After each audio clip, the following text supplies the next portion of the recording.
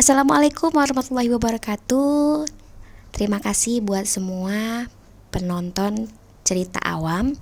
Dan hari ini kita akan melanjutkan soal kelima dari soal sebelumnya.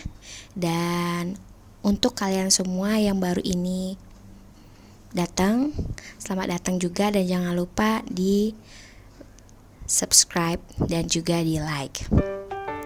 Oke, hari ini kita akan bahas soal nomor 5. Dan dalam konsep aku ini kita membahas soal latihan P3K kesehatan dengan cara membaca soal dan menghafal jawabannya. Jadi ini cukup gampang aja ya teman-teman ya.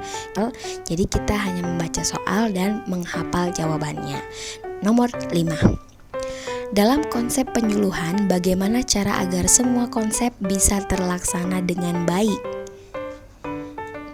A. Melalui pendekatan. B. Mengenal daerah tertentu. C. Berbicara dengan bahasa formal. Dan di sini jawabannya adalah A, B, dan C. Jadi konsep penyuluhan itu adalah bisa terlaksana dengan baik dengan cara pendekatan, mengenal daerah, dan berbicara dengan bahasa formal. Soal nomor 6, dalam menjalankan tugas pokok puskesmas terdapat beberapa faktor yang mempengaruhinya, yaitu sebagai berikut. Kecuali apa nih? Ada tempat, biaya, tenaga kesehatan, alat medis, lingkungan. Tempat ini sangat berpengaruh sekali untuk kita menjalankan tugas pokok puskesmas ya. Jadi tempatnya harus jelas di mana letak puskesmasnya, biayanya berapa, tenaga kesehatannya siapa aja, dan terpenting alat medisnya. Nah, untuk lingkungan itu tidak mempengaruhi ya teman-teman ya. Mau berada di lingkungan di desa sekalipun, kalau kita tenaga kesehatannya bagus, alat medisnya bagus, biaya dan juga tempat yang memadai, itu pasti akan berjalan. Lanjut kita ke soal nomor 7. Ya, ini promosi kesehatan merupakan program pelayanan puskesmas dengan salah satu kegiatannya yaitu A. Pencegahan penyakit, B. Pembagian makanan bergizi, C. Rujukan, D. Penyuluhan, E. Pengawasan saluran pembuangan air. Oh ya teman-teman, lupa aku checklist ya jawabannya ya. Jawabannya di sini adalah penyuluhan. Jadi yang namanya promosi kesehatan itu merupakan program pelayanan puskesmas dan salah satu kegiatannya adalah penyuluhan. Oke. Kita lanjut ke soal berikutnya, nomor 8. Program kegiatan pelayanan kesehatan dengan upaya peningkatan dan perbaikan gizi masyarakat di puskesmas meliputi di bawah ini. Kecuali pelacakan gizi buruk, A. B. Penyuluhan kesehatan jiwa, C. Penimbangan, D. Penanggulangan anemia gizi besi, E. Surveillance gizi masyarakat. Di sini sudah sangat jelas sekali ya. Ini semua menyangkut ada yang menyangkut atau di dalam kolom pilihan jawabannya itu sudah ada kata-kata gizi. Nih, pelacakan gizi ada, penanggulangan anemia gizi, surveillance gizi, penimbangan itu kan gizi ya, untuk melihat gizinya seberapa.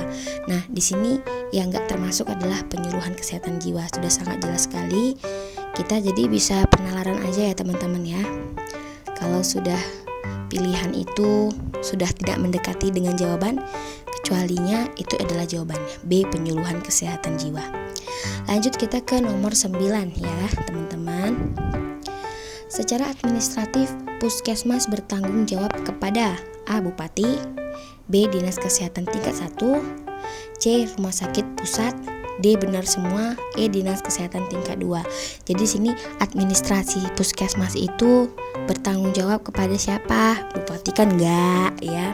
Karena kan ini kan pusat kesehatan masyarakat. Sudah jelas kalau pusat kesehatan masyarakat pasti tanggung jawabnya itu ke Dinas Kesehatan. Nah, kita lihat Dinas Kesehatan tingkat 1 atau Dinas Kesehatan tingkat 2. Karena puskesmas ini adalah mencakup lingkungan tidak yang besar, jadi adalah Dinas Kesehatan tingkat 2 jawabannya ya teman-teman. Itu yang E.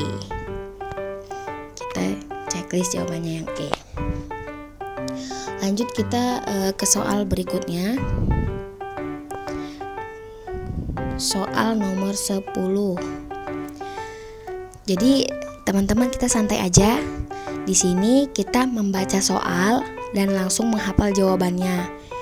Ini adalah soal uji kompetensi tryout P3K kesehatan. Jadi wajar kalau soal-soalnya itu berbau kesehatan ya teman-teman.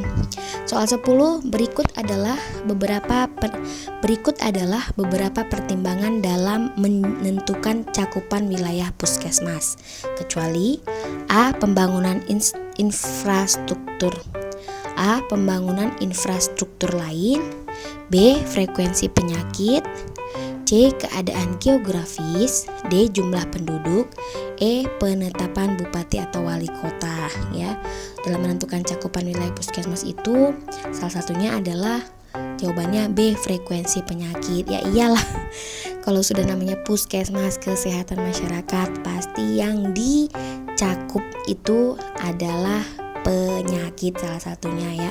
Kalau pembangunan infrastruktur itu nggak nyambung, keadaan geografis juga nggak nyambung, jumlah penduduk lagi, penetapan bupati juga nggak nyambung. Jadi pertimbangan dalam menentukan cakupan wilayah puskesmas itu adalah frekuensi penyakitnya. Jawabannya B. Oke, kita lanjut ke soal berikutnya, yaitu soal nomor 11. Jangan lupa teman-teman di like dan juga di subscribe. Soal nomor 11, puskesmas di desa X menerima banyak pasien pelajar yang luka-luka akibat kekerasan. Wow, ngeri nih ya. Diketahui penyebab pelajar banyak terluka dikarenakan beberapa pelajar berada di bawah pengaruh alkohol. Wow, apakah perencanaan tindakan yang perlu dilakukan tenaga kesehatan atau puskesmas agar kasus tersebut tidak terulang lagi di desa X? A. Merubah budaya yang ada. B. Melakukan konseling dan rehabilitasi pada siswa yang menggunakan alkohol. Minta bantuan polisi untuk mengatasi tindak kekerasan dan penggunaan alkohol. D. Pengobatan intensif bagi pelajar yang mengalami luka-luka. E. Penyuluhan untuk seluruh siswa dan masyarakat tentang pengaruh buruk zat adiktif dan kekerasan. Teman-teman bisa jawab langsung ya di bawah kolom komentar tanpa harus melihat kunci jawabannya dulu ya. Nah, di sini perencanaan tindakan, jadi preventif ya. Merubah budaya yang ada sulit sekali ya kalau kita merubah budaya, apalagi budaya itu sudah mendalam. B itu melakukan konseling dan rehabilitasi, itu bisa juga. Nah, C minta bantuan polisi. Ya, kita kan tenaga puskesmas ya. Itu sepertinya langsung ke bagian kriminal. D. Pengobatan intensif bagi pelajar mengalami luka. Ini bukan preventif ya teman-teman ya. Ini namanya langkah selanjutnya, kuratif atau sudah terjadi baru dilakukan. Nah, preventifnya adalah penyuluhan untuk seluruh